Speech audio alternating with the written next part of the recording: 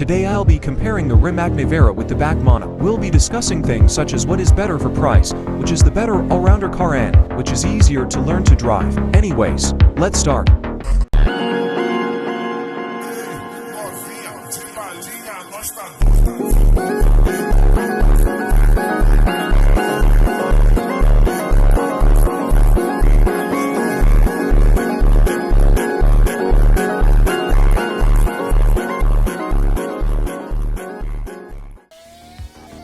The back mono only costs $150,000, which is really cheap.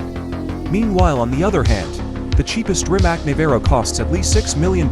If we do the math, we can see that the Rimac costs 40 times more, and the Rimac's upgrades cost approximately 10 times more. Anyways, let's do a quick drag test.